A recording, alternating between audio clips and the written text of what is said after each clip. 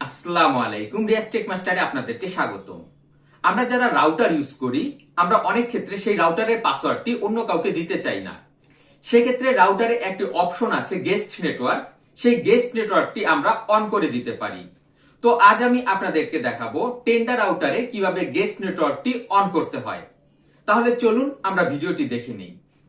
আজ আমরা দেখব টেন্ডা রাউটারের কিভাবে গেস্ট নেটওয়ার্ক ওপেন করতে হয়। তো এর জন্য প্রথমে আমরা ব্রাউজারে চলে যাব, তারপর এখানে আমরা টাইপ করে দিব 192.168.0.1। আমরা এই আইপি অ্যাড্রেসটি টাইপ করে দিয়ে আমরা কিবোর্ডের এন্টার প্রেস করলেই আমাদের একটি লগইন ফর্ম চলে আসবে। সেই লগইন ফর্মে আমরা ঢুকে পড়ব। এবার এখানে আমরা আমাদের রাউটারের পাসওয়ার্ডটি টাইপ করে দিব। এখানে অবশ্যই আমাদের রাউটারের পাসওয়ার্ড টাইপ করতে হবে। আমরা যদি ওয়াইফাইয়ের পাসওয়ার্ড এখানে টাইপ করি তাতে কিন্তু হবে না।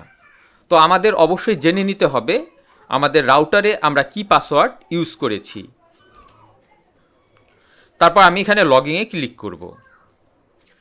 টেন্ডা রাউটারে লগইন করার পর আমরা মেইন পেজে চলে এসেছি। এবার এখানে আমরা একটি বাটন দেখতে পাচ্ছি গেস্ট নেটওয়ার্ক, আমরা এখানে ক্লিক করব। এখানে ক্লিক করার পর আমরা এখানে দেখতে পাচ্ছি গেস্ট নেটওয়ার্কের একটি বাটন আছে, এটা ডিঅ্যাক্টিভ করা আছে, এটাকে আমরা অ্যাক্টিভ করে দিব। গেস্ট নেটওয়ার্ক অন করার পর এখানে আমরা দুইটি অপশন দেখতে পাচ্ছি, 2.4G এবং 5G। আমাদের মোবাইলে যদি 5G সাপোর্ট করে তাহলে আমরা 5G দিয়ে মোবাইলটি লগ ইন করতে পারি, আর যাদের মোবাইলে 5G সাপোর্ট করে না তারা 2.4G দিয়ে এই নেটওয়ার্কটি লগ ইন করবে।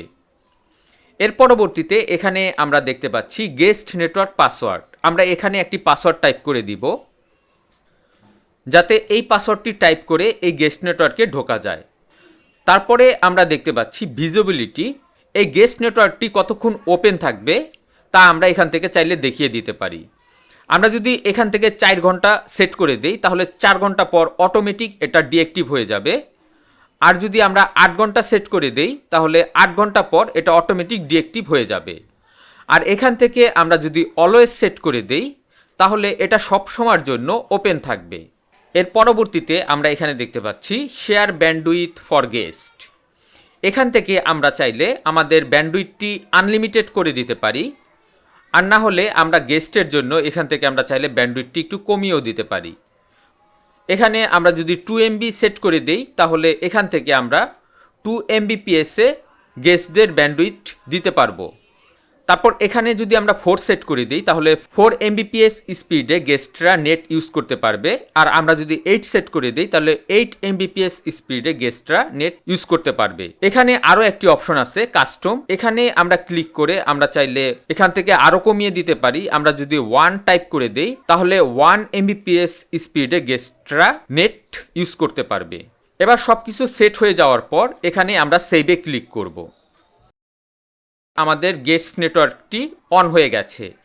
এবার আমরা দেখব আমাদের মোবাইল থেকে গেস্ট নেটওয়ার্কটি অন হয়েছে কিনা। তো আমরা ওয়াইফাইয়ের অপশনে চলে যাব। এখানে আমরা দেখতে পাচ্ছি টেন্ডা ভিআইপি, এখানে যদি আমরা আমাদের পাসওয়ার্ডটি টাইপ করে দিয়ে কানেক্টে ক্লিক করি তাহলে আমরা গেস্ট নেটওয়ার্কটি ইউজ করতে পারবো। তো এভাবে আমরা চাইলে খুব সহজেই গেস্ট নেটওয়ার্কটি এনেবল করতে পারি। আশা করি ভিডিওটি আপনাদের কাছে ভালো লেগেছে। ভিডিওটি ভালো লেগে থাকলে অবশ্যই লাইক, শেয়ার এবং কমেন্ট করবেন এবং আমার এই চ্যানেলটি সাবস্ক্রাইব করবেন। নেক্সট ভিডিও দেখার আমন্ত্রণ রইল। আজ এই পর্যন্তই। খোদা হাফেজ।